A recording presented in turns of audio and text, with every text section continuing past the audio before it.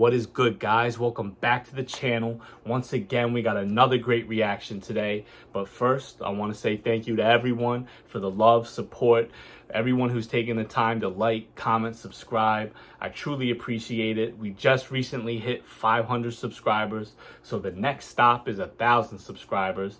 And if you're brand new here, please hit that subscription button, hit the like button, and leave a comment. I would truly appreciate that. But anyways, today we got another George Carlin. I got a huge list of George Carlin. So, like, I'm gonna have George Carlins coming left and right. But, yo, I thought this one would be a good one to start off on. We're gonna do George Carlin on religion. So, yo, George Carlin, yo, I like how he has like a ranting style. And, he's a comedic legend. He's a comedic legend. So, you know, you guys know the drill. Without further ado, I'm gonna just get into it. A businessman can't hold a candle to a clergyman. Because I gotta tell you the truth, folks. I gotta tell you the truth. When it comes to bullshit, big time, major league bullshit, you have to stand in awe. In awe of the all-time champion of false promises and exaggerated claims, religion. No contest. No contest. Religion easily has the greatest bullshit story ever told. Think about it. Religion has actually convinced people that there's an invisible man living in the sky who watches everything you do every minute of every day. And the invisible man has a special list of 10 things he does not want you to do. And if you do any of these 10 things, he has a special place full of fire and smoke and burning and torture and anguish where he will send you to live and suffer and burn and choke and scream and cry forever and ever till the end of time. But he loves you.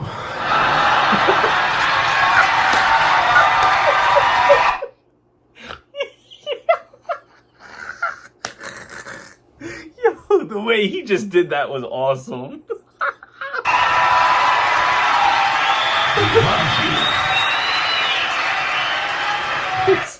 He'll send you to a place where there's fire and torture for all of eternity, but he loves you. He loves you and he needs money. He always needs money. He's all powerful, all perfect, all knowing, and all wise. Somehow, just can't handle money. Yo, I'm not gonna lie.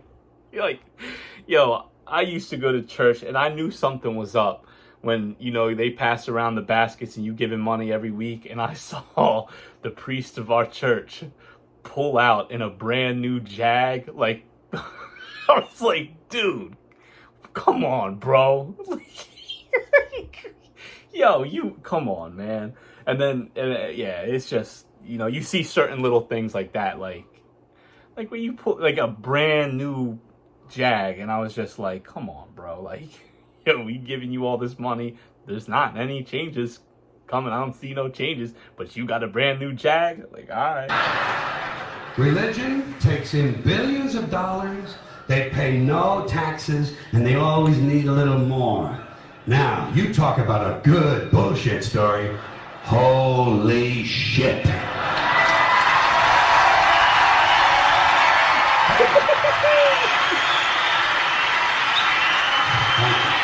But, thank you very much. But I want you to know something. This is sincere. I want you to know, when it comes to believing in God, I really tried. I really tried. I tried to believe that there is a God who created each of us in his own image and likeness, loves us very much, and keeps a close eye on things. I really tried to believe that, but I gotta tell you, the longer you live, the more you look around, the more you realize something is fucked up. Something is wrong here. War, disease, death, destruction, hunger, filth, poverty, torture, crime, corruption, and the ice-capades. Something is definitely wrong. This is not good work. If this is the best God can do, I am not impressed. Results like these do not belong on the resume of a supreme being. This is the kind of shit you'd expect from an office temp with a bad attitude. And just between you and me, in any decently run universe, this guy would have been out on his all-powerful ass a long time ago. And by the way, I say this guy because I firmly believe, looking at these results, that if there is a God, it has to be a man. No woman could or would ever fuck things up like this.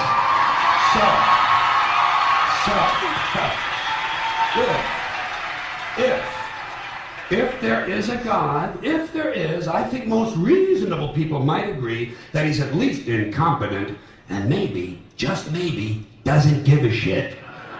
Doesn't give a shit, which I admire in a person and which would explain a lot of these bad results. So rather than be just another mindless religious robot, mindlessly and aimlessly and blindly believing that all of this is in the hands of some spooky, incompetent father figure who doesn't give a shit, I decided to look around for something else to worship, something I could really count on. And immediately, I thought of the sun. Happened like that. Overnight, I became a sun worshiper.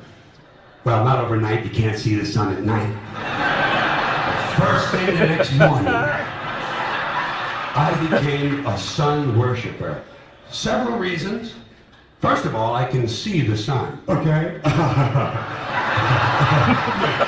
Unlike some other gods I could mention, I can actually see the sun. I'm big on that. If I can see something, I don't know, kind of helps the credibility along, you know? So every day I can see the sun as it gives me everything I need: heat, light, food, flowers in the park, reflections on the lake, an occasional skin cancer, but hey, at least there are no crucifixions, and we're not setting people on fire simply because they don't agree with us. Sun worship is fairly simple. There's no mystery, no miracles, no pageantry, no one asks for money, there are no songs to learn, and we don't have a special building where we all gather once a week to compare clothing. And the best thing about the sun, it never tells me I'm unworthy. Doesn't tell me I'm a bad person who needs to be saved. Hadn't said an unkind word. Treats me fine. So I worship the sun. But I don't pray to the sun. Know why? I wouldn't presume on our friendship. It's not polite. I've often thought people treat God rather rudely, don't you? Asking, trillions and trillions of prayers every day, asking and pleading and begging for favors. Do this, give me that, I need a new car, I want a better job.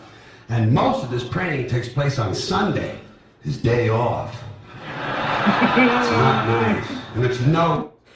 Yo, I'm not gonna lie though, like, I know this is stand-up comedy, but he's getting philosophical. He's really smart. Like, he has a super good point. He's making a really good point here too. Like, that is what a lot of people do, use God like that. They pray, I pray, please God, make me rich. Please God, I want a brand new Ferrari. I want a new Lamborghini. He's got a point. He's got a point. Not only is he a genius comedian, but he's also like really philosophical. He's really smart. I like this a lot. His day off. It's not nice, and it's no way to treat a friend. But people do pray, and they pray for a lot of different things. You know, your sister needs an operation on her crotch. Your brother was arrested for defecating in a mall. But most of all, you'd really like to fuck that hot little redhead down at the convenience store. You know, the one with the eye patch and the club foot. Huh? Can you pray for that? I think you'd have to. And I say, fine, pray for anything you want. Pray for anything. But what about the divine plan? Remember that? The divine plan. Long time ago, God made a divine plan. Gave it a lot of thought, decided it was a good plan, put it into practice. And for billions and billions of years, the divine plan has been doing just fine. Now you come along and pray for something. Well, suppose the thing you want isn't in God's divine plan. What do you want him to do? Change his plan? Just for you? Doesn't it seem a little arrogant? It's a divine plan. What's the use of being God if every rundown schmuck with a $2 prayer book can come along and fuck up your plan? And here's something else, another problem you might have. Suppose your prayers aren't answered. What do you say? Well, it's God's will. Thy will be done. Fine, but if it's God's will and he's going to do what he wants to anyway, why the fuck bother praying in the first place? Seems like a big waste of time to me. Couldn't you just skip the praying part and go right to his will. It's all very confusing. So to get around a lot of this, I decided to worship the sun. But as I said, I don't pray to the sun. You know who I pray to? Joe Pesci. Joe Pesci.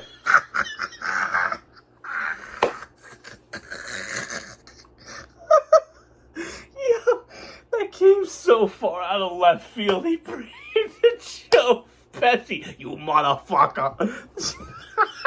Pesci. Joe Pesci. 2 reasons. First of all, I think he's a good actor, okay? To me, that counts. Second, he looks like a guy who can get things done. Joe Pesci doesn't fuck around. Doesn't fuck around. In fact, Joe Pesci came through on a couple of things that God was having trouble with. For years, I asked God to do something about my noisy neighbor with the barking dog. Joe Pesci straightened that cocksucker out with 1 visit. It's amazing what you can accomplish with a simple baseball bat. So I've been praying to Joe for about a year now. And I noticed something. I noticed that all the prayers I used to offer to God and all the prayers I now offer to Joe Pesci are being answered at about the same 50% rate. Half the time I get what I want, half the time I don't. Same as God, 50-50. Same as the 4-leaf clover and the horseshoe, the wishing well and the rabbit's foot. Same as the mojo man. Same as the voodoo lady who tells you your fortune by squeezing the goat's testicles. It's all the same, 50-50. So just pick. See, that's what I'm saying, though. He's really philosophical. Like, man. That's a crazy take. That's a good take, though. Like I get exactly where he's coming from. I understand what he's saying. He's like, you wasting all this time praying.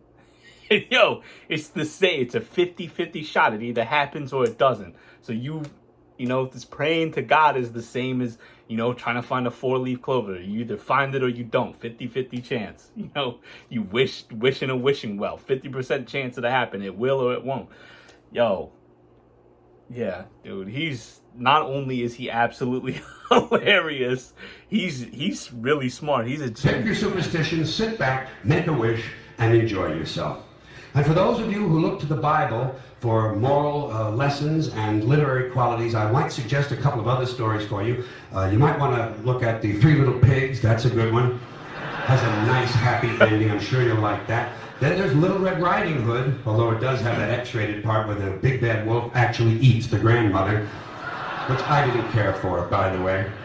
And finally, I've often always drawn a great deal of moral comfort from Humpty Dumpty. The part I like the best, all the king's horses and all the king's men couldn't put Humpty Dumpty back together again. That's because there is no Humpty Dumpty and there is no God. None, not one, no God, never was. In fact, I'm gonna put it this way. If there is a God, may he strike this audience dead.